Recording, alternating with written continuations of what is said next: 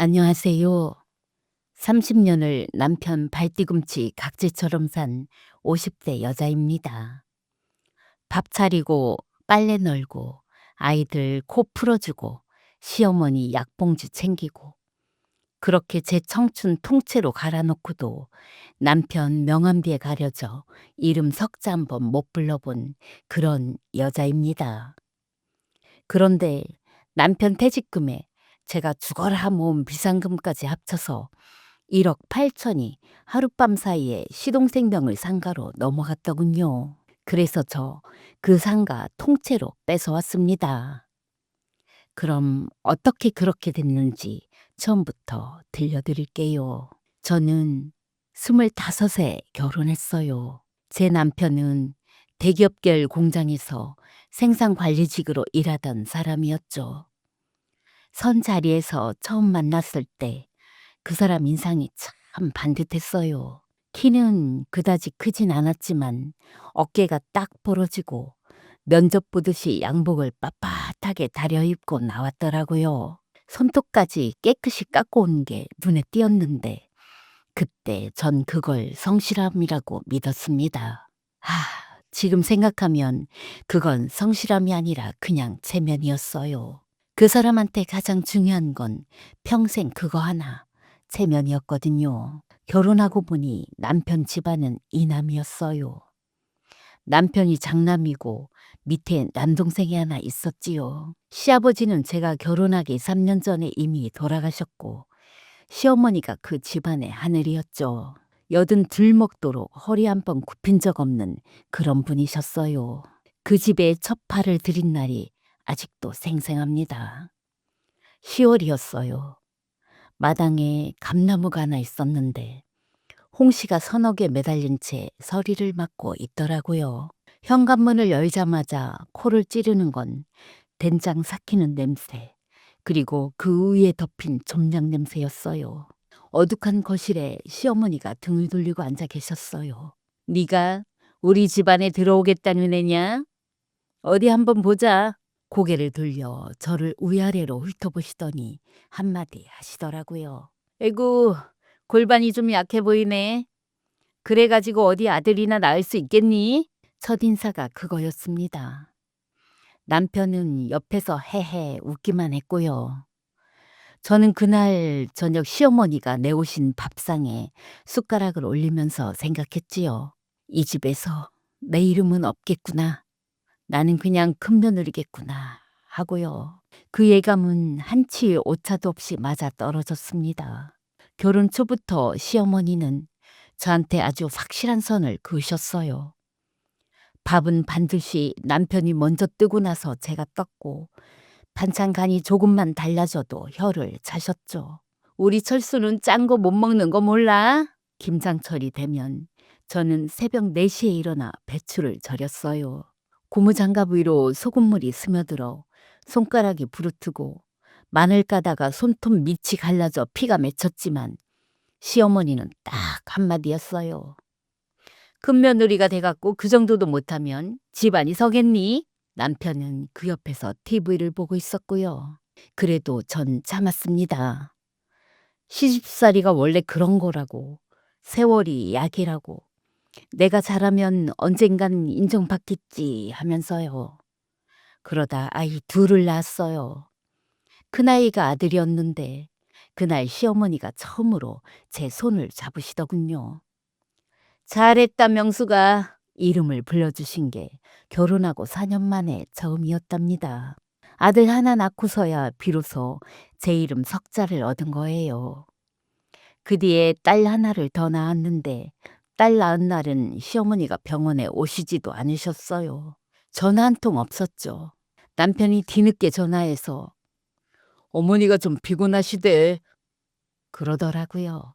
그렇게 30년을 살았어요. 새벽에 일어나 남편 도시락 싸고 아이들 학교 보내고 시어머니 병원 모시고 장 보고 밥하고 설거지하고 하루가 끝나면 부엌 싱크대 앞에 서서 불린 쌀 건져 올리는데 그 찬물이 손목을 타고 팔꿈치까지 흘러내리잖아요. 그때마다 생각했어요. 내 인생도 이 물처럼 그냥 흘러가는 건가? 남편은 회사에서 과장되고 차장되고 나중엔 부장까지 달았지요. 승진할 때마다 동료들이랑 고깃집 가서 소주 마시고 들어와선 내가 오늘 한턱 쐈다 그러면서 으스대더라고요. 전 그 술 냄새 된 양복 소매 잡고 세탁기 돌리면서도 불만 한마디 없었어요. 남편이 잘 되는 게 곧 우리 집이 잘 되는 거라고 믿었으니까요. 제가 그 긴 세월 동안 남몰래 해온 게 하나 있었어요. 가계부를 썼습니다. 신혼 때부터 빠짐없이요. 남편 월급에서 생활비 받으면 10,000원 한 장도 허투루 쓴 적 없어요. 마트 전단지 비교해서 달걀 한 판이라도 200원 싼 데를 찾아다녔고 아이들 학원비 아끼려고 제가 직접 수학 문제집 풀어서 가르치기도 했죠. 그렇게 푼푼히 10원 단위까지 아꼈어요. 그리고 남편 몰래 따로 모아둔 돈이 있었습니다. 친정 엄마가 돌아가시면서 남겨주신 작은 적금 500만 원을 종잣돈 삼아서 30년 동안 틈틈이 부어놓은 비상금이요. 용돈 아껴서 3만 원, 5만 원, 어떤 달은 겨우 10,000원. 그렇게 모으고 또 모아서 통장에 5천만 원이 찍혀 있었어요. 그 통장을 장롱 맨 안쪽 이불 밑에 넣어두었는데 가끔 꺼내보면 손끝이 떨렸어요. 사실 그 돈엔 목적이 있었어요. 우리 아이들 결혼할 때 전세금이라도 보태주려고 모은 돈이었거든요. 엄마가 해줄 수 있는 게 그것밖에 없으니까요. 그러니까 그 5천만 원은 제 노후이자 아이들한테 줄 마지막 마음이었던 겁니다. 이건 내가 나한테 주는 퇴직금이야. 이건 누가 뭐래도 내 거야. 그렇게 속으로 되뇌곤 했었답니다. 남편이 예순에 정년퇴직을 했어요. 작년 겨울이었습니다. 12월. 성에가 낀 창문 너머로 가로등 불빛이 뿌옇게 번지던 저녁이었죠. 남편이 퇴직금 정산 서류를 식탁위에 탁 올려놓으며 말했어요. 명수가 이거 봐라. 1억 3천이 나왔다. 1억 3천. 1억 3천만 원. 남편이 30년 회사 다닌 대가가 딱 그 액수였어요.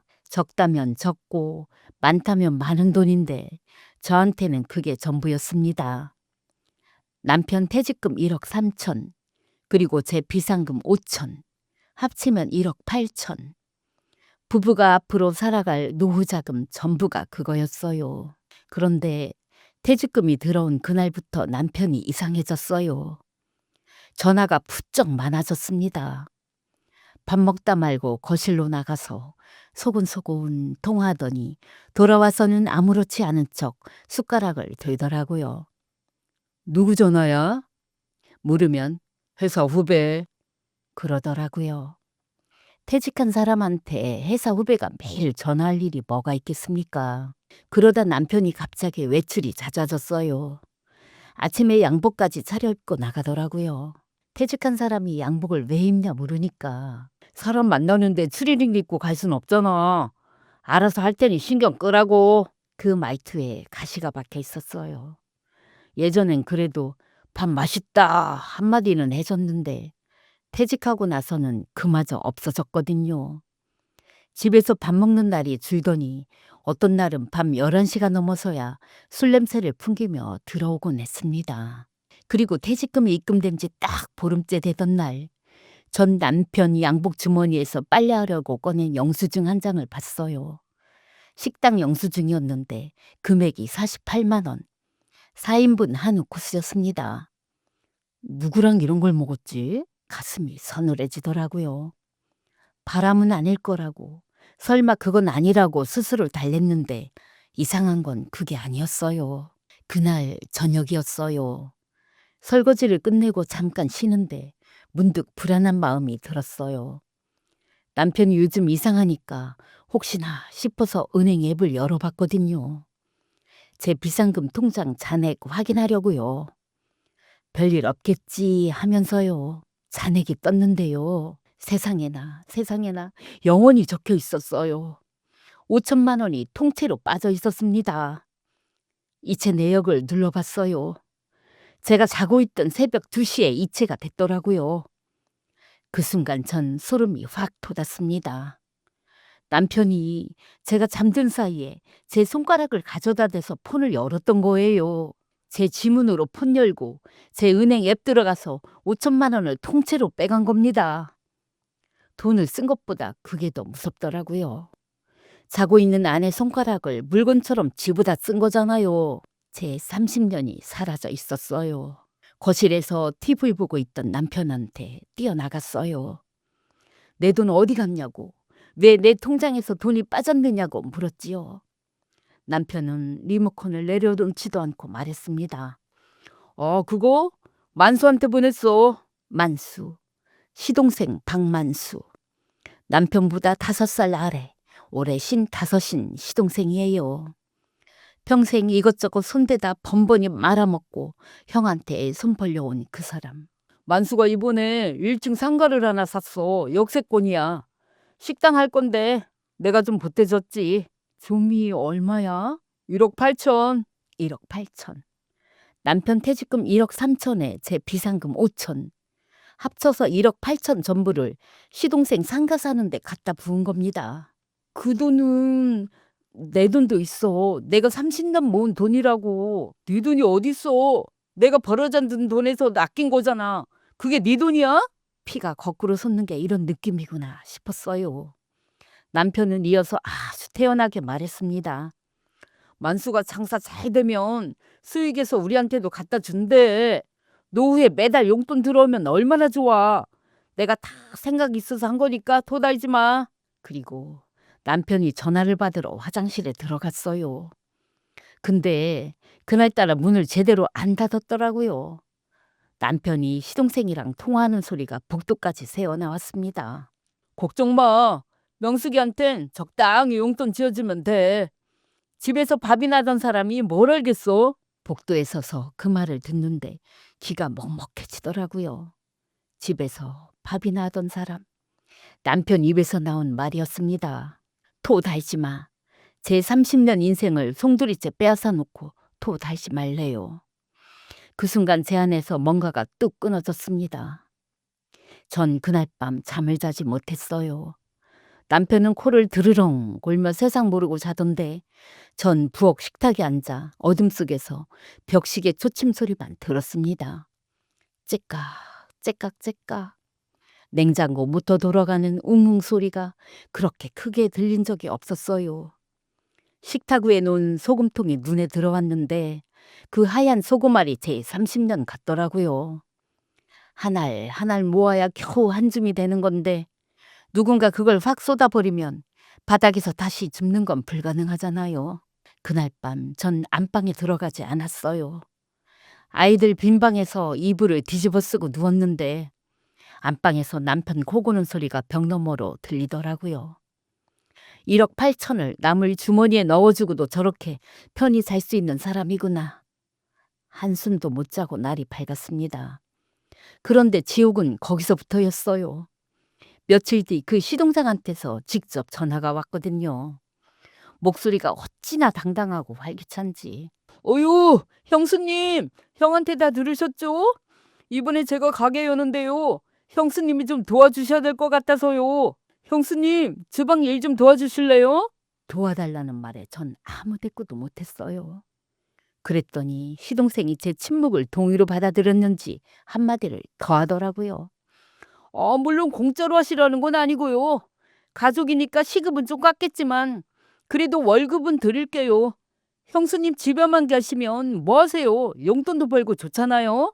월급을 준대요. 내 돈 5천만 원이 들어간 상가에서 나한테 시급을 깎아서 월급을 준대요. 전 남편한테 따졌습니다. 시동생이 나한테 가게 일을 도와달라는데 이게 말이 되느냐고. 남편은 소파에 드러누운 채 천장을 보며 말했어요. 아이, 뭐가 어때서. 만수가 형수한테 일자리 만들어준다는데 고마워해야지. 집에서 놀고 있는 것보다 낫잖아. 놀고 있다.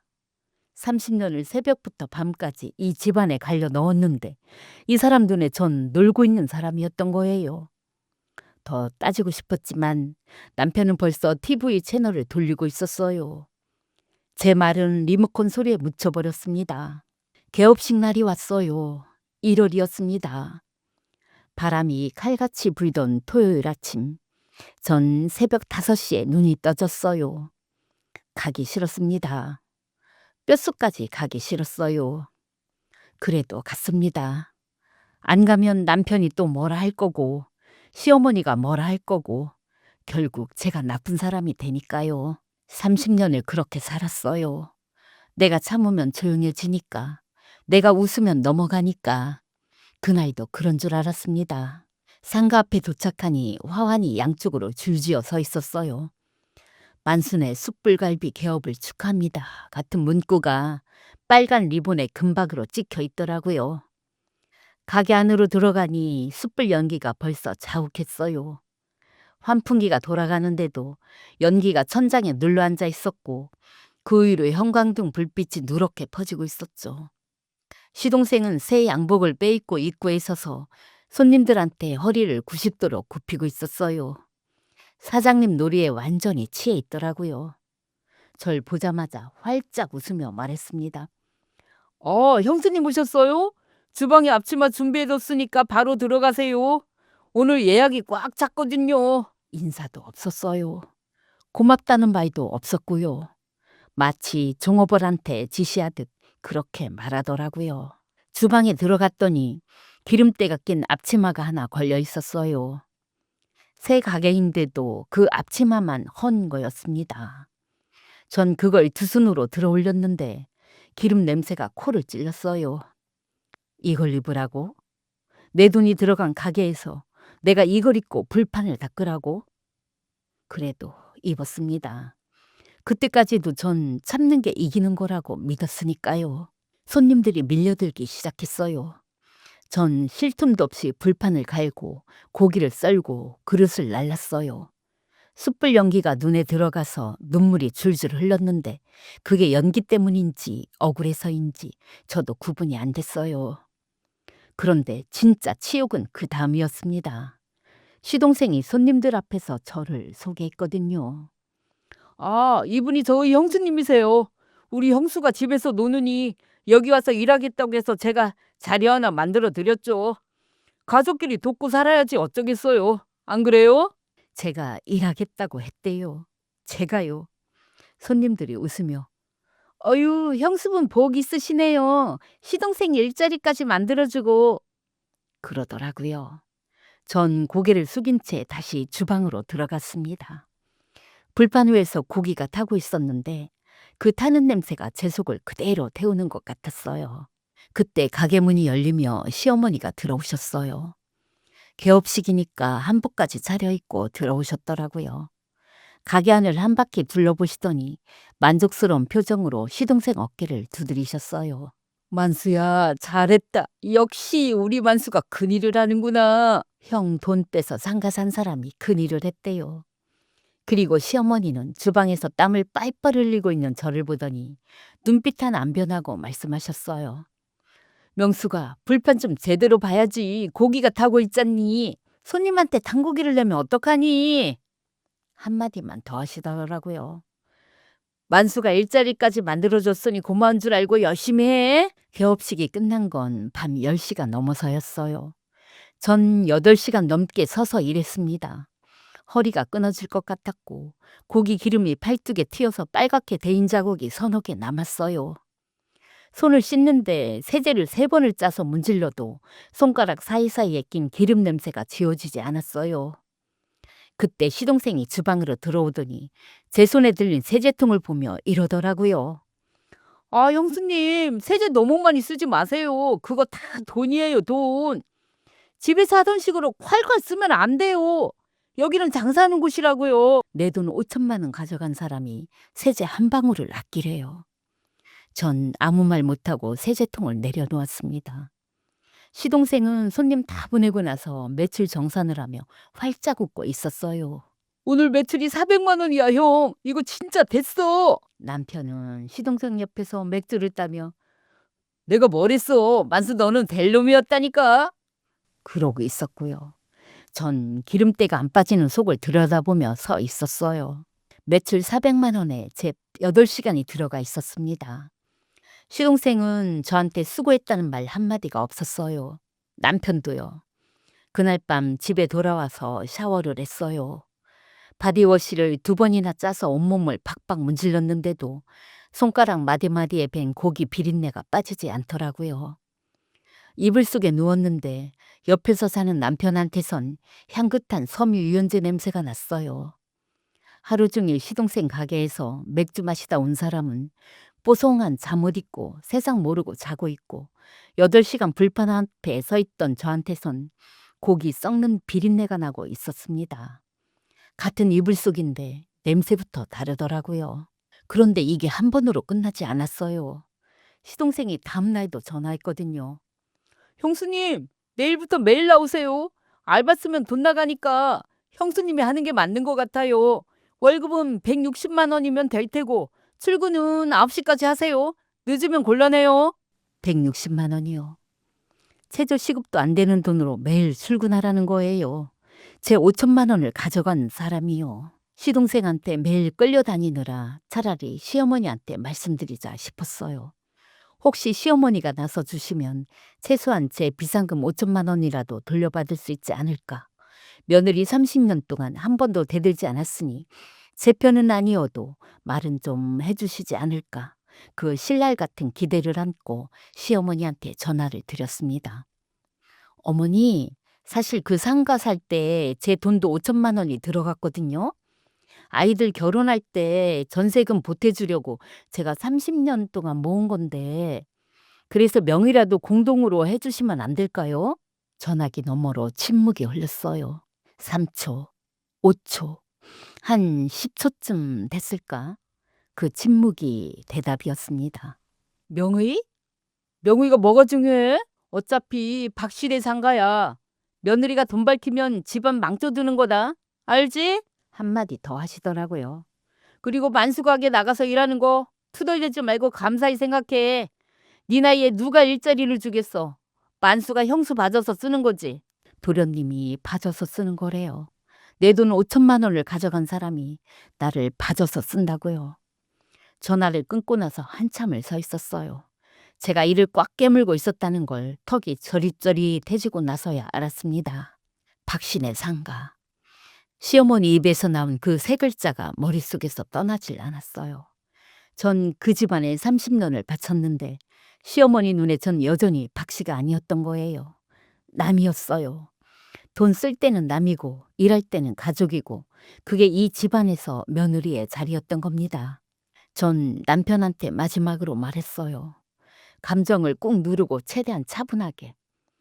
여보, 마지막으로 한 번만 말할게. 도련님한테 상가 처분하라고 해. 아니면 최소한 내 5천만 원만 돌려줘. 남편은 밥을 먹고 있었어요.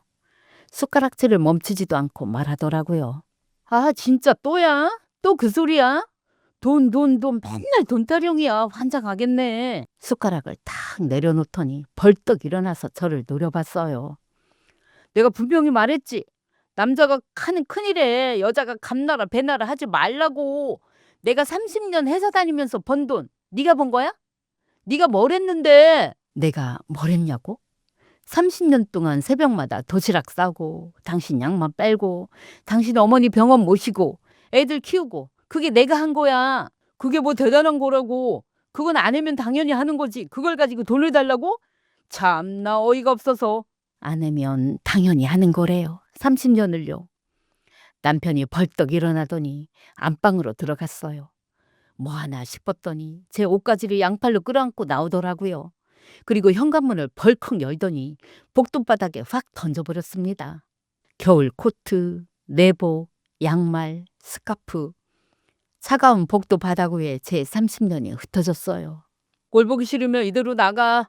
친정으로 가든가 어디로 가든가. 이 집 구석구석 벽지 한 장도 내가 번 돈으로 바른 거야. 어디서 주인 행세야? 네가 가진 게 뭐가 있다고 자꾸 지랄이야. 빈손으로 시집와서 빈손으로 나가는 거야. 알겠어? 그래도 억울하면 법대로 해봐. 어디 한번 해보라고. 쾅. 현관문이 닫혔습니다. 빈손으로 시집와서 빈손으로 나가는 거래요. 제가 30년 동안 새벽마다 일어나 차린 밥상은요. 매일 빨아서 개어놓은 양말은요. 김장 담그느라 갈라진 손가락은요.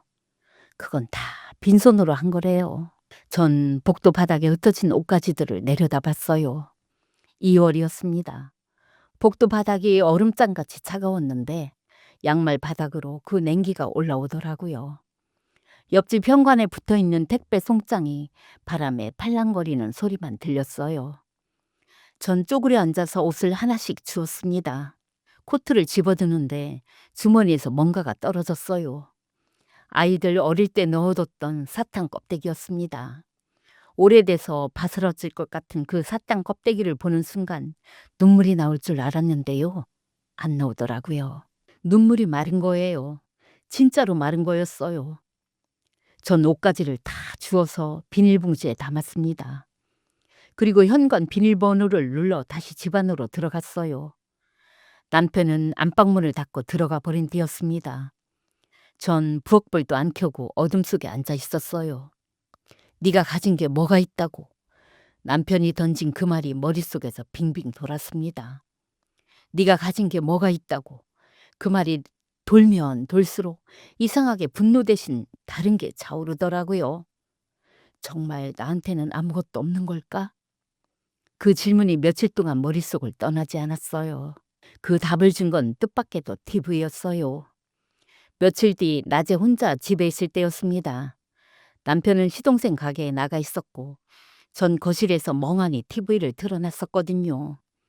볼 생각도 없이 그냥 소리라도 나야 집이 덜 무서우니까요.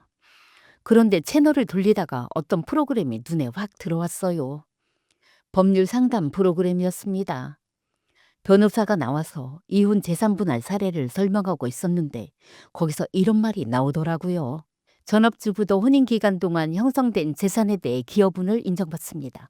남편 명의 재산이라 하더라도 아내의 내조가 있었기에 형성된 거라면 그건 공동재산입니다. 공동재산. 전업주부도 기여분을 인정받는다. 전 리모컨을 내려놓고 TV 화면을 뚫어지게 쳐다봤어요. 그 변호사가 이어서 하는 말이요. 심지어 남편이 아내 몰래 재산을 빼돌렸을 경우 이건 사회행위로 취소를 청구할 수 있습니다. 즉 되돌려 받을 수 있다는 뜻입니다. 되돌려 받을 수 있다.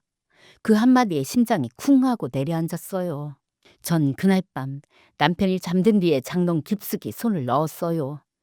30년치 가계부를 꺼냈습니다. 장롱 안쪽에서 꺼냈는데 오래된 종이에서 눅눅한 냄새가 올라왔어요. 첫 번째 권을 펼치니 모서리가 닳아서 너덜너덜해진 테이프 자국이 보이더라고요. 볼펜 잉크가 번진 페이지도 있었고 볼펜 똥이 묻어 글자가 뭉개진 곳도 있었어요. 그런데 그 뭉개진 글자 하나하나가 제 새벽이었습니다. 아이들 재우고 남편 코 고는 소리 들으며 식탁 구석에 앉아서 한 줄 한 줄 적었던 거거든요. 신혼 때부터 한 권도 빠짐없이 적어온 가계부. 남편 월급이 얼마였고 생활비를 얼마 받았고 그중에서 얼마를 아꼈고 어디에 썼는지 날짜별로 원 단위까지 한 글자도 빠뜨리지 않고 기록한 노트들이요. 전 그 노트들을 식탁 위에 하나씩 쌓았어요. 12권이었습니다. 그리고 그 옆에 남편 급여 명세서, 사본, 은행 거래 내역서, 입금 전표들까지 가지런히 놓았어요. 남편이 월급 받으면 항상 명세서를 식탁에 두고 갔는데 전 그걸 30년 동안 한 장도 안 버리고 모아뒀거든요. 왜 모았냐고요? 솔직히 말하면 특별한 이유는 없었어요. 그냥 가계부 쓰는 사람의 습관이었습니다. 돈이 들어오고 나간 기록은 버리면 안 된다. 그냥 그 단순한 습관 하나로 30년을 모아온 거였어요. 전 식탁 위에 쌓인 12권의 노트를 내려다봤어요. TV에서 그 변호사가 한 말이 다시 떠올랐습니다. 기업은 공동재산, 되돌려 받을 수 있다. 혹시 이게 뭔가 쓸모가 있는 걸까? 확신은 없었어요. 하지만 빈손은 아닐 것 같다는 생각이 처음으로 들었습니다. 다음 날, 전 남편이 시동생 가게에 간 사이 집을 나섰어요. 행선지는 인터넷으로 밤새 찾아둔 곳이었습니다. 이혼 전문 변호사 사무실. 전 이름도 성격도 모르는 사람한테 제 30년을 맡기러 가는 거였어요. 무서웠냐고요? 무섭지 않았다고 하면 거짓말이에요. 다리가 후들거렸습니다. 하지만 복도에서 옷 주워 담던 그날 밤보다는 덜 무서웠어요. 바닥을 한번 찍어본 사람은 알거든요. 더 내려갈 곳이 없으면 남은 건 올라가는 것뿐이라는 거.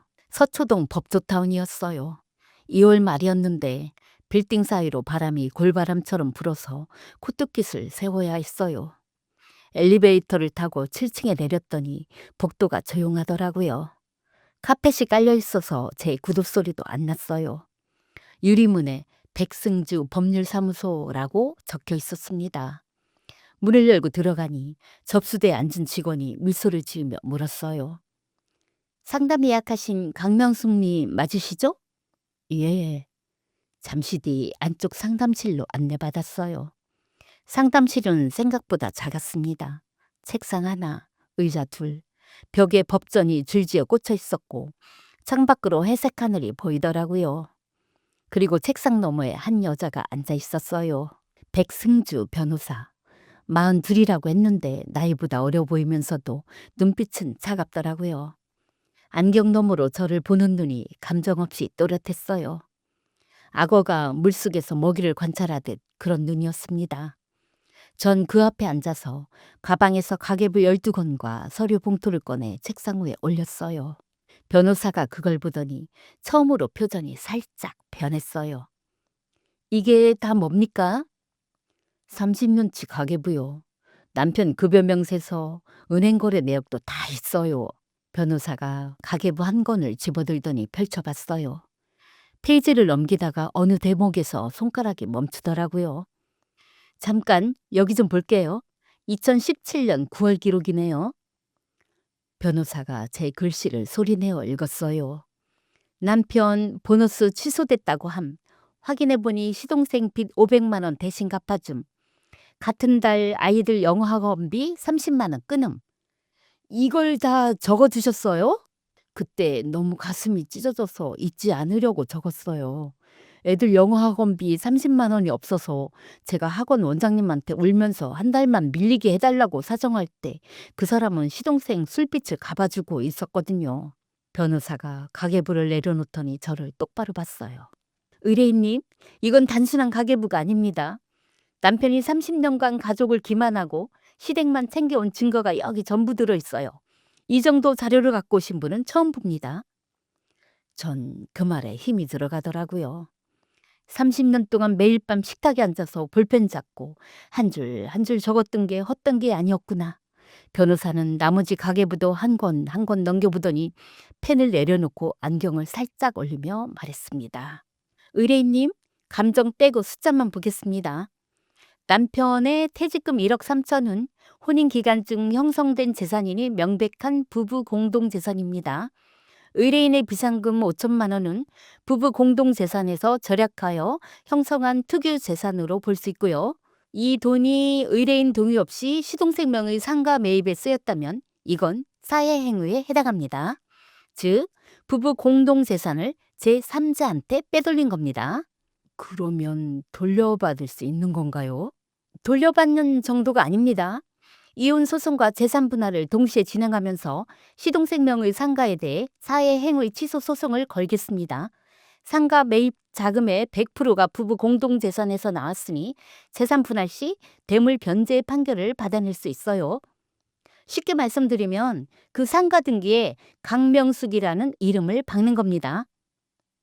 상가 등기에 제 이름을. 전 그 말을 듣는 순간 남편이 던졌던 그 말이 떠올랐어요. 네가 가진 게 뭐가 있다고. 전 입술을 꽉 깨물었다가 변호사를 똑바로 봤습니다. 해주세요. 전부 다요. 변호사가 고개를 끄덕이더니 서류를 꺼냈어요. 수입료는 1,500만 원입니다. 분할 납부도 가능하고요. 1,500만 원. 적은 돈이 아니었어요. 사무실을 나와서 빌딩 앞 벤치에 앉았습니다. 그리고 친정 언니한테 전화를 걸었어요. 손이 떨렸습니다. 언니, 나 도장 찍으려고 돈 좀 빌려줘. 전화기 너머로 잠깐 침묵이 흘렀어요.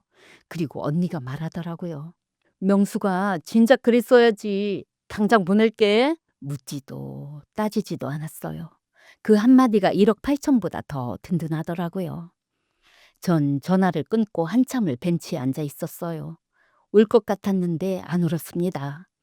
이제 울 때가 아니었으니까요. 변호사가 우임장에 사인을 받으며 말했어요. 의뢰인님, 한 가지만 당부드릴게요. 지금부터 남편한테 법적 수치 얘기는 절대 하지 마세요. 티를 내면 안 됩니다. 상대가 재산을 빼돌리거나 증거를 없앨 수 있어요. 평소대로 하세요. 밥도 차리고 시동생 가게에도 가고요. 아무것도 모르는 척이요. 저는 그 사이에 소장을 준비하겠습니다. 가압류부터 먼저 걸 거예요. 시동생이 상가를 처분하지 못하게 묶어놓은 다음에 본소송 들어갑니다. 아무것도 모르는 척. 전 그게 제일 자신 있었어요. 30년을 참고 웃으며 살았으니까요. 한 달이든 두 달이든 더 참을 수 있었습니다. 이번에는 끝이 보이는 참을성이었으니까요. 변호사 사무실을 나와 엘리베이터에 탔어요. 1층에 내려 빌딩 밖으로 나오니 바람이 얼굴을 때렸습니다. 2월의 서초동은 여전히 추웠는데 이상하게 발걸음이 가벼웠어요. 한 손에는 우임 계약서 사본이 든 봉투가 들려 있었습니다. 전 그 봉투를 코트 안주머니에 넣었어요. 남편이 던진 코트, 복도에서 주워 담았던 바로 그 코트요. 전 걸으면서 혼자 피식 웃었어요. 이 코트 주머니에서 알던 사탕 껍데기가 나왔을 때는 울 것 같았는데 지금은 여기에 우임 계약서가 들어있네. 같은 주머니인데 참 다르더라고요. 전 집으로 돌아가서 평소처럼 밥을 차렸습니다.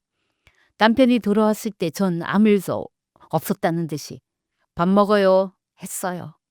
남편은 의심 없이 숟가락을 들었고요. 된장찌개를 떠먹는 남편의 쩝쩝거리는 소리가 유난히 크게 들리더라고요. 예전에는 그냥 넘겼던 그 소리가 그날은 마치 제 살점을 뜯어먹는 소리처럼 들렸어요. 하지만 전 웃었습니다. 그래, 많이 먹어둬라. 네가 이 식탁에서 공짜로 밥 먹는 날도 이제 얼마 안 남았으니까. 속으로 그 말을 삼키면서요. 밥상을 치우다가 거실 벽에 걸린 달력이 눈에 들어왔어요. 시동생이 빨간 매직으로 동그라미를 쳐놓은 날짜가 있었거든요. 가게 한 달 기념행사 날이었어요. 전 그 빨간 동그라미를 가만히 바라봤습니다. 그날이 바로 법원의 가압류 결정문이 시동생이 그 화려한 식당 카운터에 꽂히는 날이 될 거였거든요. 남편과 시동생 그리고 시어머니가 쌓아올린 그 박신혜의 성이 모래성처럼 무너지기까지. 그 열흘은 생각보다 빨리 지나갔어요. 드디어 그날이 왔습니다. 전 아침에 일어나 평소처럼 남편 밥을 차렸어요. 남편은 오늘 만수네 행사를 일찍 가봐야 돼 하면서 양복까지 차려입고 나갔고요. 전 설거지를 하면서 시계를 봤어요. 오전 11시 변호사한테서 문자가 왔습니다. 오늘 오후 1시 예정대로 진행됩니다. 전 그 문자를 읽고 핸드폰을 식탁에 내려놓았어요. 손이 안 떨리더라고요. 이상하죠? 복도에서 옷 줍던 날은 온몸이 떨렸는데 정작 이날은 아무렇지도 않았어요. 그렇게 전 집에서 조용히 오후를 기다리고 있었고 그 시각 시동생 가게는 난리였을 겁니다. 나중에 들은 얘긴데 한 달 기념이라고 전 메뉴 20% 할인 행세를 했대요. 점심시간부터 대기줄이 생겼고 오후 1시쯤엔 테이블이 꽉 찼다고 하더라고요. 시동생은 입구에서 손님 맞으며 활짝 웃고 있었고 남편은 홀에서 시동생 옆에 붙어서 사장 형 노릇을 하고 있었대요. 시어머니도 오셨다고 해요. 한복 입고 구석자리에 앉아서 손짓벌 대는 알바생한테 우리 만수가게 고기 맛있지? 하면서 흐뭇해하고 계셨다나요. 그 행복한 풍경이 산산조각 나는데 걸린 시간은 딱 5분이었습니다. 오후 1시 반쯤이었대요. 가게 문이 열리더니 양복 입은 남자 2명이 들어왔다고 해요.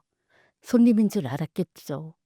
시동생이 평소처럼 어서 오세요 했는데 그 남자들이 카운터 앞에 서더니 서류 봉투를 꺼냈대요.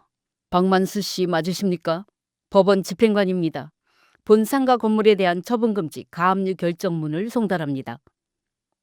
처분금지 가압류. 쉽게 말하면 이 상가를 팔지도 못하고 담보로 잡지도 못하고 누구한테 넘기지도 못하게 꽁꽁 묶어버리는 겁니다. 시동생 얼굴이 하얘졌다고 해요. 가압류요? 이게 무슨 뭔 소리예요? 집행관은 대꾸도 없이 서류를 카운터에 놓았대요. 그리고 뒤따라온 보조 직원이 빨간 스티커를 꺼내더니 카운터 보스기에 딱 하나 붙이고 주방 안쪽 대형 고기 냉장고에 또 하나 붙였대요. 그 빨간 딱지가 붙는 순간 가게 안이 지지군도 조용해졌다고 해요. 뿔 위에서 고기 타는 치직 소리만 들렸대요. 그리고 집행관이 가게 유리문에 공고문을 붙이기 시작했어요. 시동생이 허겁지겁 달려가서 그걸 떼어내려고 했대요. 잠깐만요. 이거 떼주세요. 손님들 다 보고 있다고요. 공고문 훼손하시면 법적 제재를 받으실 수 있습니다. 손 떼주세요. 시동생이 공고문에 매달린 손을 벌벌 떨며 내렸대요. 그때부터 손님들이 소란을 피우기 시작했다고 해요. 여기 감료 걸린 거야? 야, 우리 카드 결제한 거 환불돼? 아니, 먹다 말고 이게 뭐야? 사장님, 여기 밥값 돌려주세요. 저 빨간 딱지 뭐야? 여기 폐업하는 거 아니야? 식사하던 손님들이 자리에서 일어나고 카운터 앞에 사람들이 몰려들고 한 달 기념 행사는 그렇게 아수라장이 돼버렸어요. 시어머니는 구석자리에서 벌떡 일어나 이게 무슨 일이야 소리치셨다는데 그 소리가 손님들 웅성거리는 소음에 묻혀버렸대요. 남편이 허겁지겁 달려왔다고 해요. 야, 이게 뭐야? 누가 이런 짓을 해? 만수야, 이게 뭔 일이야? 시동생은 서류를 집어들고 있다가 손을 벌벌 떨기 시작했대요. 형수님이야, 강명숙. 여기 원고 이름에 형수님 이름이 적혀 있다고. 뭐? 형수님이 소송을 걸었어, 형. 이 상가를. 전 그 시각 집에서 따뜻한 보리차를 마시고 있었어요. 거실 창으로 오후 햇살이 들어오는데 참 포근하더라고요. 그때 남편한테서 전화가 왔습니다. 전 수신 화면을 한참 들여다봤어요. 남편 이름이 떠 있었는데 예전 같았으면 벌떡 일어나 받았겠지요. 전 보리차를 한 모금 더 마시고 천천히 전화를 받았습니다. 야, 강명수, 네가 미쳤어? 네가 가압류를 걸었어? 지금 가게에 법원 사람들이 와서 난리야. 손님들 다 보는 데서. 전 아무 말 없이 듣고 있었어요. 남편이 입에 담지 못할 욕을 퍼붓기 시작했습니다. 전 전화기를 귀에서 한 뼘쯤 떼고 보리차를 한 모금 더 마셨어요. 그리고 남편이 숨 고르는 틈에 딱 한마디만 했습니다. 법대로 해보라고 했잖아, 네가. 그리고 전화를 끊었어요. 사실 전 그날 아침 남편이 나간 뒤에 이미 짐을 빼놓은 상태였어요. 변호사가 미리 말해줬거든요. 가압류 걸리면 남편이 폭발할 거니까 그 전에 안전한 곳으로 빠지라고. 전 남편 밥 차려놓고 그 사람이 문 나서자마자 캐리어를 끌고 집을 나왔어요. 30년 살던 집 현관 비밀번호를 마지막으로 누르고 문이 닫히는 소리를 등 뒤로 들었습니다. 돌아보지 않았어요. 딸 집에 도착하니 딸아이가 현관에서 기다리고 있었어요. 전 아이들한테 미리 다 말해둔 상태였습니다. 아들도 딸도 제 편이었어요. 오히려 아들이 더 분노하더라고요. 엄마, 진짜 그러셨어야지. 걱정 마세요. 아버지한테 절대 주눅들지 마시고 변호사님 말씀대로만 하세요. 딸은 제 방을 미리 정리해 뒀더라고요. 베개에 새 커버를 씌워놓고 침대 옆 탁자에 물 한 잔이랑 핸드크림까지 올려놓았어요. 전 그 방에 들어가서 침대에 앉는 순간 눈물이 나왔어요. 이번엔 억울해서가 아니라 고마워서 나온 눈물이었어요. 그날 밤 딸이 내어준 새 이불을 덮었어요. 섬유 유연제 냄새가 나더라고요. 남편의 술 냄새가 안 나고 고기 기름 비린내가 안 나고 시어머니 좀장 냄새가 안 나는 밤이 이렇게 고요할 줄 몰랐어요. 낯선 천장을 보는데 무서운 게 아니라 자꾸 웃음이 나더라고요. 30년 만에 아무도 깨울 사람이 없는 아침을 맞이할 수 있다는 게, 새벽 4시에 일어나 도시락 쌀 필요가 없다는 게, 그게 이렇게 황홀한 거였어요. 전 이불을 코끝까지 끌어올리고 딸이 틀어준 작은 무드등 불빛을 보며 눈을 감았습니다. 태어나서 처음으로 제 의지로 고른 잠자리였어요. 그런데 평화는 오래가지 않았어요. 딸 집에 온 지 사흘째 되던 저녁이었습니다. 초인종이 울렸어요. 딸이 인터폰을 보더니 얼굴이 굳어지더라고요. 엄마, 아버지랑 할머니야. 전 거실로 나갔어요. 인터폰 화면에 남편과 시어머니가 서 있었습니다. 시어머니가 초인종을 연달아 누르고 계셨어요. 딩동 딩동 딩동. 문을 안 열었더니 시어머니가 문 밖에서 소리를 지르기 시작했어요. 명수가 문 열어. 네가 인간이냐? 내 아들 전 재산을 묶어놓고 네가 잠이 와? 당장 소송 취하 안 해? 안 하면 내가 여기서 죽어버린다. 강명숙 나와. 지금 당장 나와서 얘기하자고. 쾅쾅쾅. 딸 집 현관문이 울리더라고요. 딸이 겁에 질려 제 팔을 잡았어요. 전 딸 손을 꽉 잡아주고 핸드폰을 꺼냈습니다. 112를 누르려는데 시어머니 목소리가 또 들렸어요. 30년을 먹여 살렸더니 이런 배은망덕이 어딨어? 네가 우리 집안에 뭘 한 게 있다고 재산을 가져가?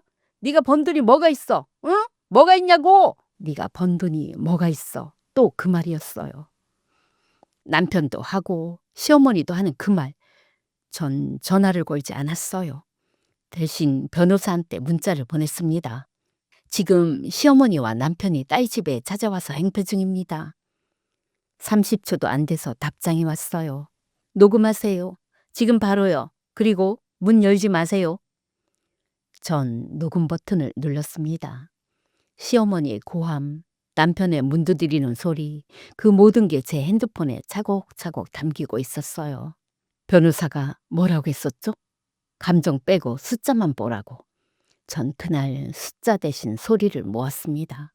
이 사람들이 제 딸 집 문 앞에서 얼마나 추악하게 굴었는지 법정에 그대로 들려줄 거였거든요.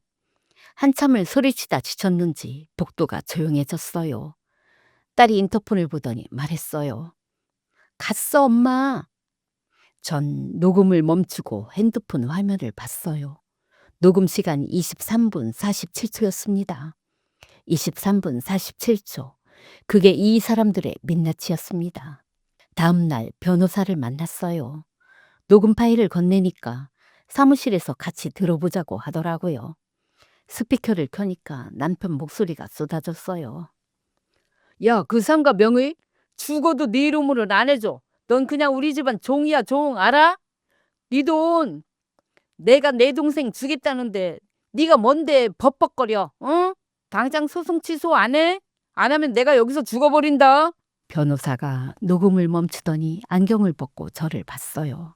의자료 선정할 때 아주 요긴하게 쓰겠습니다. 잘하셨어요.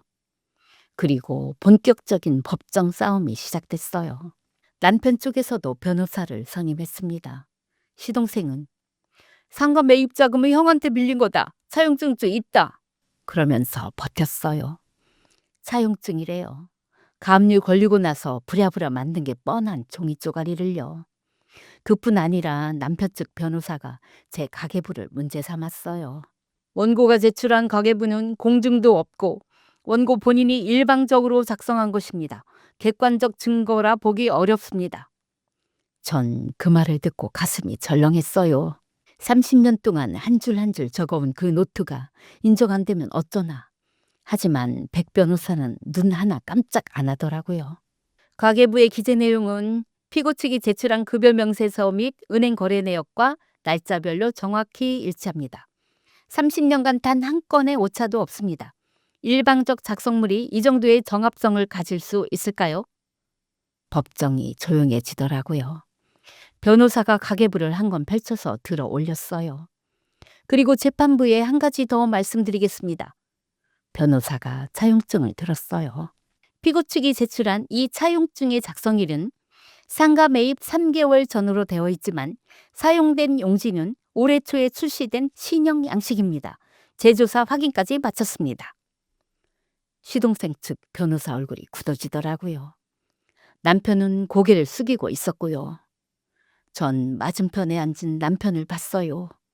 30년 같이 산 사람이 저를 원수처럼 노려보고 있었어요. 전 눈을 피하지 않았습니다. 시동생도 와 있었는데 예전 그 능글맞던 얼굴이 아니더라고요. 볼이 푹 꺼져 있었고 양복도 구겨져 있었어요. 가압류가 걸린 뒤로 가게 매출이 반토막 났다고 들었거든요. 소문이 퍼져서 단골들도 발길을 끊었대요. 불쌍했냐고요? 아니요. 내 돈 5천만 원 빼놓고 세제에 아끼라던 사람이에요. 알바 쓰면 돈 나가니까 형수가 하라던 사람이에요. 그런 사람한테 동정은 사치였어요. 재판이 몇 차례 이어지는 동안 시어머니도 가만히 있지 않았어요. 친척들한테 전화를 돌리셨대요. 며느리가 미쳐서 시댁을 상대로 소송을 걸었어. 은혜도 모르는 년이야. 30년을 먹여 살렸더니 이런 배은망덕이 어딨어? 친척들 반응이요. 솔직히 절반은 시어머니 편이었어요. 아무리 그래도 며느리가 시댁을 고소하면 되나? 그런 소리도 들렸고요. 남편 사촌형이 전화를 해오기도 했어요. 재수 씨, 아무리 서운해도 가족한테 소송은 좀 아니지 않나요? 어머니가 밤마다 오신다더라. 재수 씨가 좀 물러서면 안 되겠어요? 물러서라고요? 30년 동안 물러서기만 했는데 또 물러서라고요? 전 딱 한마디만 하고 전화를 끊었어요. 아주버님, 그 말씀은 제 5천만 원 돌려주신 다음에 해주세요. 그 뒤로 사촌형 전화는 안 왔어요. 변호사가 그 얘기를 듣더니 이렇게 말하더라고요. 앞으로 친척들 전화 더 올 겁니다. 근데 기억하세요. 친척들 여론은 법정의 증거로 제출되지 않습니다. 의뢰인님이 신경 쓸 건 숫자와 서류뿐이에요. 맞는 말이었어요. 전 30년을 감정으로 살았고 그래서 젖었어요. 이번에는 숫자로 싸울 거였습니다. 그리고 마침내 판결날이 왔어요. 3월이었습니다. 법원으로 가는 길에 가로수 끝에 연두색 새순이 돋아나 있었는데 그게 눈에 들어오더라고요. 30년을 살면서 봄이 오는 걸 이렇게 유심히 본 적이 없었거든요. 법원 복도는 조용했어요. 에어컨 바람이 목덜미를 스치는데 소름이 돋더라고요. 구두 소리가 울리고 서류 넘기는 바스락 소리만 들렸습니다. 법정 안으로 들어가니 맞은편에 남편, 시동생, 그리고 시어머니까지 나란히 앉아 있었어요. 남편이 들어올 때 발끝이 눈에 들어왔는데 예전엔 제가 그렇게 빳빳하게 닦아주던 구두 앞코가 다 까져 있더라고요. 제 손길이 닿지 않는 남편의 모습은 생각보다 더 초라했습니다. 시어머니가 저를 노려보셨는데 전 고개를 숙이지 않았어요. 변호사가 제 옆에 앉으며 작은 소리로 말했어요. 숫자가 우리 편이에요. 믿으세요. 판사가 자리에 앉았고 법정이 조용해졌습니다. 판사가 판결문을 읽기 시작했어요. 전 손을 무릎 위에 올리고 꽉 쥐었어요. 손바닥에 땀이 차서 미끄러웠는데 변호사가 슬쩍 제 손 위에 손을 올려주더라고요. 그리고 판사의 목소리가 법정 안을 채웠습니다.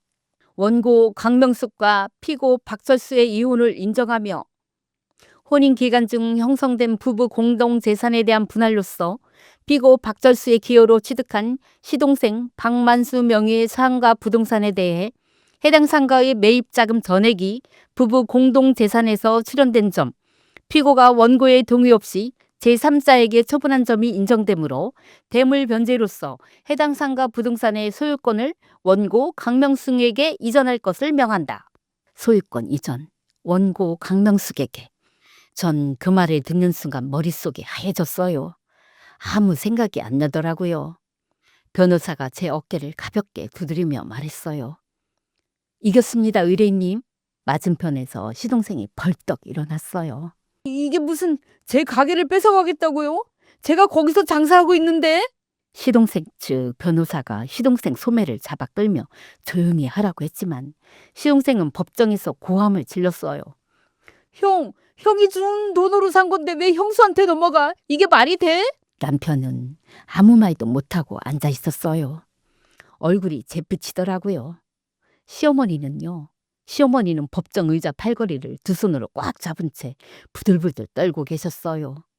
그리고 저를 똑바로 보며 이를 가이듯이 말씀하셨죠. 명수가, 네가 사람이야? 전 멈춰 섰어요. 그리고 시어머니를 똑바로 봤습니다. 어머니, 사람이 아니니까 30년을 버틴 겁니다. 짐승처럼 부려먹으셨잖아요. 이제라도 사람답게 살아보려고요. 시어머니 입이 벌어지더니 아무 말도 못 하시더라고요. 30년 만에 처음으로 시어머니가 할 말을 잃는 걸 봤습니다. 법원 로비로 나오는 길에 창문 밖으로 봄햇살이 쏟아지고 있었어요. 전 걸으면서 혼자 중얼거렸어요. 상가 등기에 강명숙. 내 이름이 박히는 거야.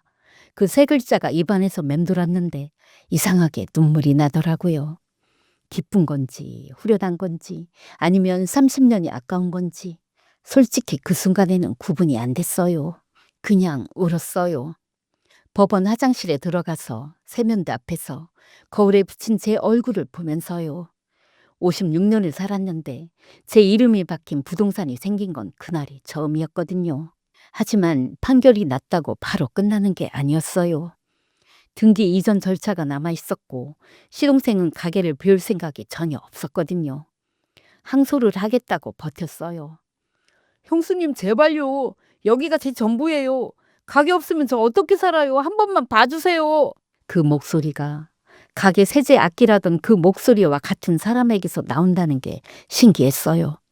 알바 쓰면 돈 나가니까 형수가 하라던 그 입에서 제발이라는 말이 나오더라고요. 전 딱 한마디만 했어요. 도련님, 항소하시든 뭘 하시든 알아서 하세요. 전 변호사님 말씀대로 할 겁니다. 그리고 전화를 끊었어요. 변호사한테 바로 연락했습니다. 항소요? 예상했어요. 1심 판결이 이 정도로 명확하면 2심에서 뒤집힐 확률은 거의 없습니다. 시간 끌기일 뿐이에요. 그 사이에 등기 이전 가처분부터 걸겠습니다. 변호사 말대로였어요.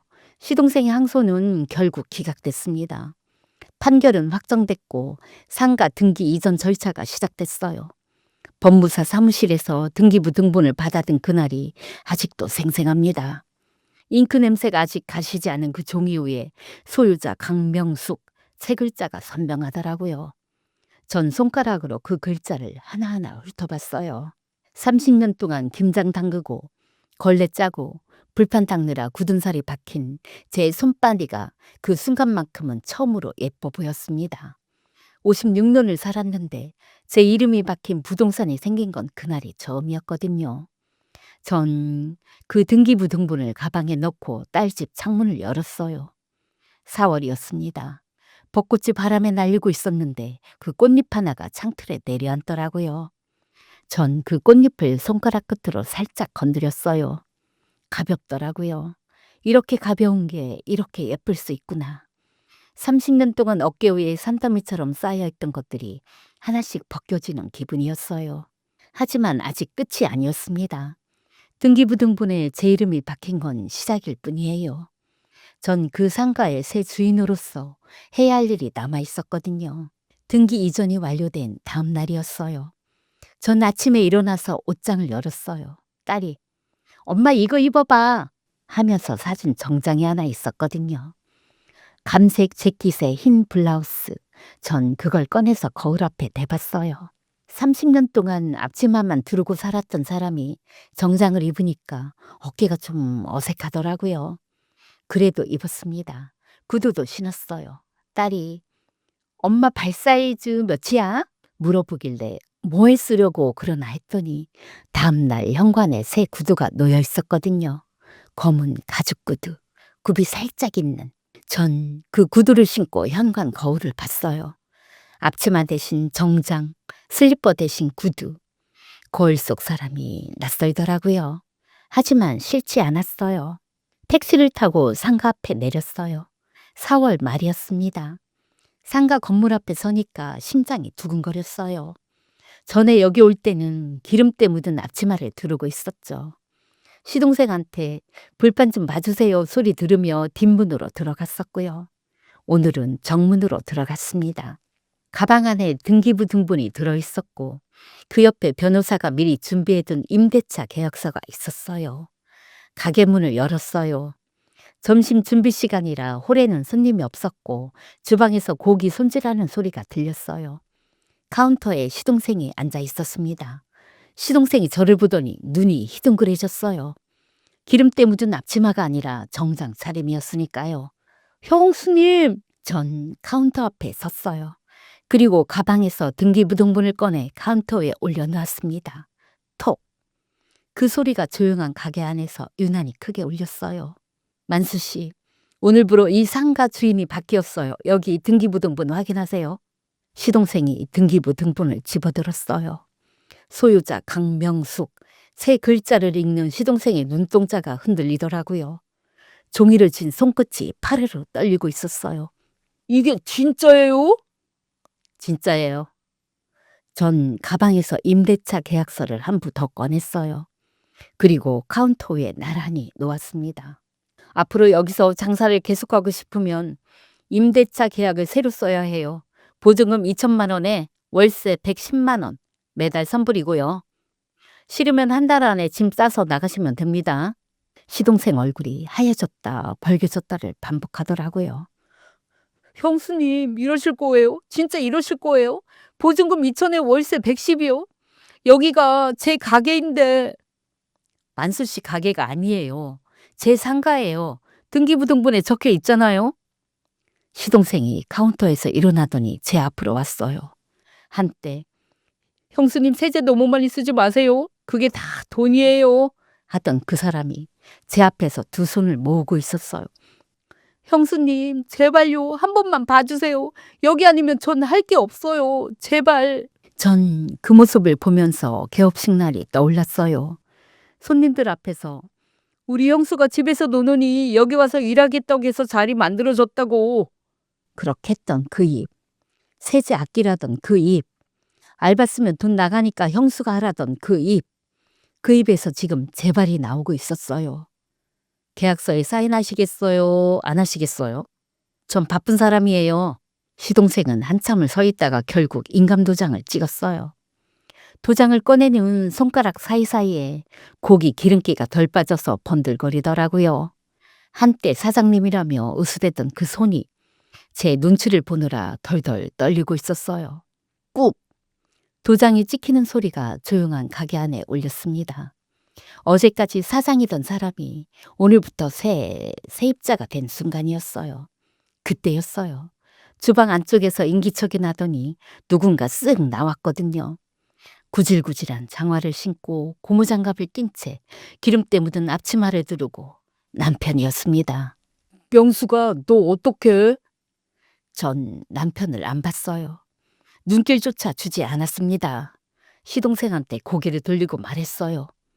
만수 씨, 주방에 새로 오신 분인가 보네요. 위생관리 잘하세요. 내 건물에서 위생법 위반으로 문제 생기면 바로 계약 해지니까요. 남편이 뭐라고 말하려 했지만 전 이미 가방을 들고 돌아서고 있었어요. 가게 문이 닫히는 소리가 등 뒤에서 들렸습니다. 30년 동안 제가 새벽마다 양복 다려주던 그 사람이 장화 신고 고무장갑 끼고 서 있었는데 전 뒤돌아보지 않았어요. 뒤돌아볼 이유가 없었거든요. 그리고 다음 달 1일 은행 앱을 열었더니 알림이 떠 있었어요. 띠링. 그 알림 소리가 그렇게 맑은 종소리인 줄은 처음 알았네요. 110만 원이 찍혀 있었습니다. 시동생이 보낸 첫 월세였어요. 전 그 숫자를 한참 들여다봤어요.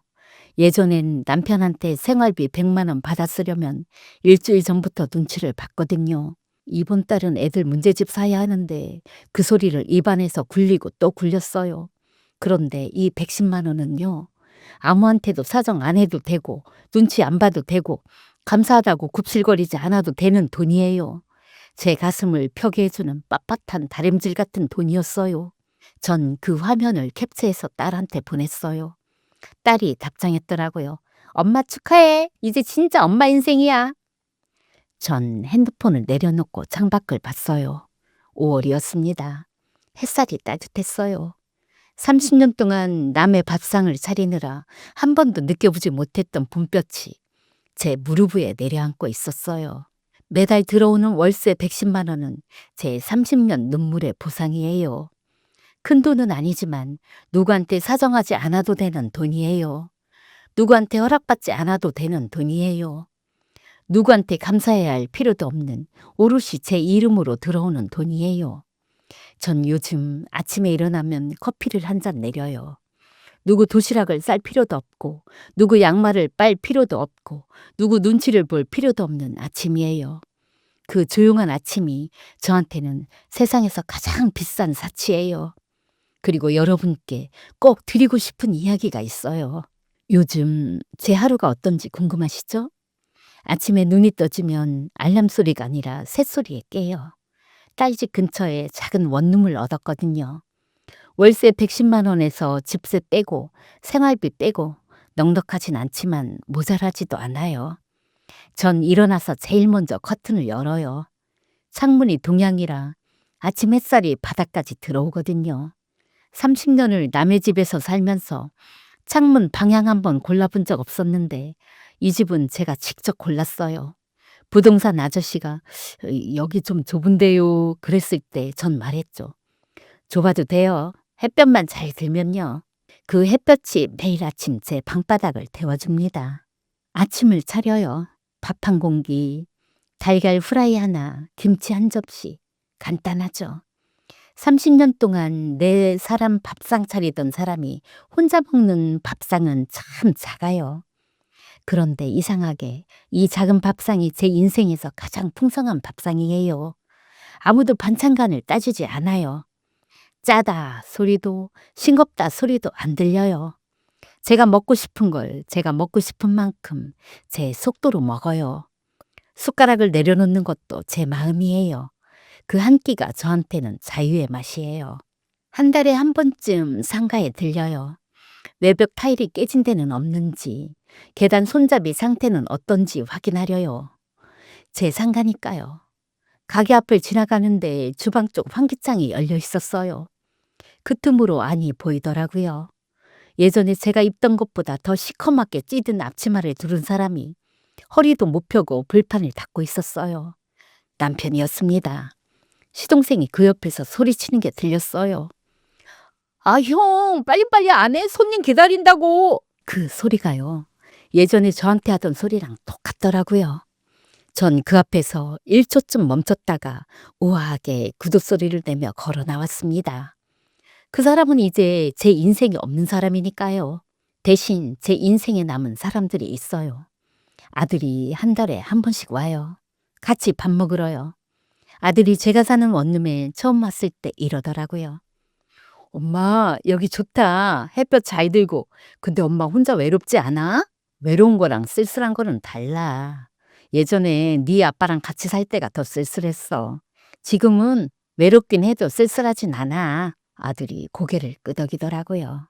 딸은 더 자주 와요. 퇴근하고 올 때 케이크를 사올 때도 있어요. 둘이 작은 식탁에 마주 앉아서 케이크 먹으면서 수다 떨면요. 그게 참 좋아요. 30년 동안 식탁은 전쟁터였거든요. 반찬 간 맞추랴, 시어머니 수저 챙기랴, 남편 눈치 보랴. 지금 이 식탁에는 저랑 제 딸밖에 없는데 그게 이렇게 변할 줄 몰랐어요. 시댁 소식이요? 가끔 들려요. 아, 그 전에 이 얘기를 먼저 해드려야겠네요. 상가 넘어가고 2달쯤 됐을 때 시동생한테서 전화가 왔어요. 형수님, 이번 달 장사가 너무 안 돼서요. 월세 한 10만 원만 빼주시면 안 될까요? 가족인데. 가족이래요. 제 돈 5천만 원 가져갈 때는 남이더니 월세 깎아달릴 때는 가족이래요. 전 커피를 한 모금 마시고 말했어요. 만수 씨, 가족이라서 110만 원 받는 거예요. 시세가 150인 거 알죠? 날짜에 입금 안 되면 바로 내용 증명 나갑니다. 그리고 끊었어요. 가족이라는 말 이제 제가 쓰는 거예요. 그 뒤로 시동생 가게가 월세 부담에 허덕이다가 결국 프랜차이즈 본사랑 마찰이 생겼대요. 매출은 반토막 났는데 월세랑 본사 수수료는 꼬박꼬박 나가니까 남는 게 없다고 하더라고요. 남편은 여전히 거기서 설거지를 하고 있대요. 시동생한테 월급도 제대로 못 받으면서요. 형제끼리 가게 안에서 돈 문제로 다투는 일이 잦아졌다고도 들었어요. 시어머니는요. 시어머니는 그 뒤로 저한테 연락 한 번 안 오셨어요. 법정에서 제가 한 말이 꽤 충격이었나 봐요. 사람이 아니니까 30년을 버틴 겁니다. 짐승처럼 부려먹으셨잖아요. 그 말을 듣고 돌아선 시어머니 뒷모습이 처음으로 작아 보이더라고요. 불쌍했냐고요? 이번에도 모르겠어요. 다만 한 가지 확실한 건 그 사람들 인생은 이제 제 인생이 아니라는 거예요. 가끔 밤에 잠이 안 올 때가 있어요. 그럴 때 서랍에서 등기부등본을 꺼내봐요. 소유자 강명숙. 그 세 글자를 손가락으로 쓱 훑으면 마음이 놓여요. 이건 누가 뺏어갈 수 없는 거예요. 남편이 새벽에 지문 찍어서 빼갈 수도 없고, 시어머니가 박신혜 거라고 우길 수도 없고, 시동생이 형수가 하라고 시킬 수도 없는 거예요. 오롯이 제 이름 석자로 지켜지는 거예요. 그게 얼마나 든든한 건지 겪어보지 않은 분들은 모르실 거예요. 남편은 100명보다 낫습니다. 진심이에요. 제 사연은 여기까지예요. 긴 이야기 끝까지 들어주셔서 감사합니다. 전 56년을 살면서 깨달은 게 하나 있어요. 참는 게 이기는 거라는 말, 그거 거짓말이에요. 참으면 지는 거예요. 전 30년을 참았고 그 30년 동안 제 이름은 어디에도 없었어요. 참는 걸 멈추니까 비로소 제 이름이 생기기 시작하더라고요. 여러분 모두의 인생에도 든든한 이름 석자가 생기길 바랍니다. 명숙 씨의 사연이었습니다. 긴 이야기 끝까지 함께 해주신 여러분 정말 고맙습니다. 저는 여러분의 사이다 엄마예요. 오늘 이 사연을 들으시면서 가슴이 답답하셨던 분도, 속이 뻥 뚫리셨던 분도, 눈물이 나셨던 분도 다 계실 거예요. 다 괜찮아요. 그 감정 하나하나가 여러분이 살아온 시간의 무게니까요. 저도 이 사연을 준비하면서 참 많이 울었어요. 명숙 씨 얘기가 남의 얘기가 아니거든요. 우리 세대 여자들은 다 비슷하게 살았잖아요. 새벽에 일어나 밥 짓고, 시어머니 눈치 보고, 남편 양복 다려주고, 아이들 학원비 아끼려고 전단지 동그라미 치고, 그러면서 내가 참으면 되지 하면서 살았잖아요. 그런데 명숙 씨가 보여준 게 뭐냐면요. 참는 걸 멈추는 게 나쁜 게 아니라는 거예요. 내 이름 석자를 되찾는 게 이기적인 게 아니라는 거예요. 30년을 바친 사람이 30년의 대가를 요구한 건 당연한 거예요. 그게 욕심이 아니에요. 그게 권리예요, 여러분. 혹시 지금 이 시간에도 부엌에서 설거지하면서 듣고 계신 분 있으시죠? 남편 코 고는 소리 들으며 이어폰 꽂고 듣고 계신 분도 계실 거예요. 출퇴근길 버스 안에서, 마트 장 보면서, 병원 대기실에서, 어디서 듣고 계시든 제가 한 가지만 말씀드릴게요. 여러분은 종이 아니에요. 밥 짓는 기계가 아니에요. 아이 낳는 도구가 아니에요. 여러분은 이름 있는 사람이에요. 그 이름값을 하고 사는 건 부끄러운 게 아니에요. 그러니까 오늘 밤 잠들기 전에 거울 한번 보세요. 그 거울 속에 있는 사람이 누군지 한번 말해보세요. 제 이름은요. 그 이름을 입 밖으로 소리내어 불러보세요. 그 이름이 제일 먼저 불러야 할 이름이에요. 남편 이름도, 자식 이름도, 시어머니 이름도 아니고요. 여러분 자신의 이름이요. 그 이름을 소중히 여기는 순간부터 여러분의 봄이 시작됩니다. 명숙 씨처럼 상가를 뺏어오라는 게 아니에요. 그냥 내 이름으로 된 통장 하나, 내 이름으로 된 기록 하나, 내 이름으로 된 결정 하나, 그 작은 것부터 시작하면 돼요. 그리고 언니들 하나만 부탁할게요. 오늘 밤 장롱 속에 잠든 낡은 노트 하나 꺼내주세요. 아무거나 괜찮아요. 거기에 오늘 내가 느낀 서러움, 남편이 나한테 한 말, 내가 아낀 100원까지 다 적으세요. 그게 여러분의 등기부등본을 만들어줄 씨앗입니다. 명숙 씨도 처음엔 그냥 습관으로 썼대잖아요. 그 습관이 30년 뒤에 상가 한 채가 됐어요. 오늘 쓰는 한 줄이 여러분의 미래를 바꿔줄 수도 있어요. 제발 기록하세요. 볼펜 한 자루가 여러분을 지켜줄 거예요. 여러분은 충분히 잘 살아오셨어요. 충분히 버텨오셨어요. 이제는 참는 대신 제 이름 석자 좀 챙기면서 사셔도 돼요. 그래도 돼요. 오늘도 들어주셔서 감사합니다. 여러분 모두의 인생에 든든한 등기부등본 한 사람씩 생기길 사이다 엄마가 진심으로 빌겠습니다. 다음에 또 만나요. 여러분의 사이다 엄마였습니다.